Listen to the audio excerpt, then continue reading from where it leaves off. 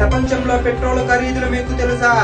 పాకిస్తాన్ 26 రూపాయలు, బంగ్లాదేశ్ 22 రూపాయలు, క్యూబా 19 రూపాయలు, ఇటలీ 14 రూపాయలు, నేపాల్ 34 రూపాయలు, బర్మా 30 రూపాయలు, ఆఫ్ఘనిస్తాన్ 36 రూపాయలు, శ్రీలంక 34 రూపాయలు. కానీ భారతదేశం 70 రూపాయలు.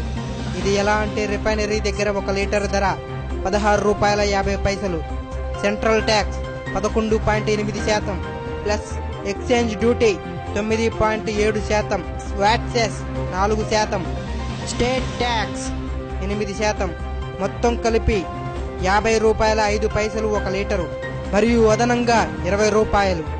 ఈ అదనంగా వసూలు చేస్తున్న 20 రూపాయలకి భారత ప్రభుత్వం దగ్గర వివరణ లేదు. ముఖేష్ అంబానీ కొత్తగా నిర్మించుకున్న బహుళ అంతస్తుల భవనం కట్టడానికి 7 సంవత్సరాలు పట్టింది.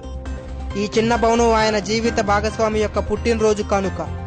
ఈ భవంతి యొక్క మొత్తం విస్తీర్ణం 4 లక్షల చదరపు అడుగులు, 27 అంతస్తులు, 9 లిఫ్టులు, 3 హెలీప్యాడ్స్, 1 సినిమా హాల్, 1 వ్యాయామశాల, 1 ఉద్యానవనం మరియు 168 4 చక్రాల వాహనములు నిలుపుటకు సరిపడ ప్రదేశం, 600 గదులు, 600 మంది పనివాళ్లు. ఇది ఒకే ఒక కుటుంబంతో నివసిస్తున్న ప్రపంచంలో అతిపెద్ద ఇల్లు. మొత్తం ఖర్చు 4700 కోట్లు. ఈ మధ్య కాలంలోనే ఈ కొత్త ఇంట్లోకి ప్రవేశించారు. మొత్తం 3 పిల్లలు ఆయన జీవిత భాగస్వామి. ఈ ఇంటి యొక్క మొదటి నెల కరెంటు బిల్లు 71 లక్షలు. ఇది నమ్మశక్యం భారతదేశం. ఈ పేద కుటుంబంకి ప్రభుత్వం కరెంటు బిల్లులో రాయితీలు కూడా ఇస్తుంది. బలిసిన వారికి ఎరుపు తివాచీ.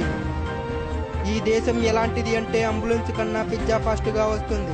కారు లోన్ 7%, ఎడ్యుకేషన్ లోన్ 12%, బియ్యమేమో కిలో 40 రూపాయలు, మరి సిమ్ కార్డు ఏమో ఉచితం.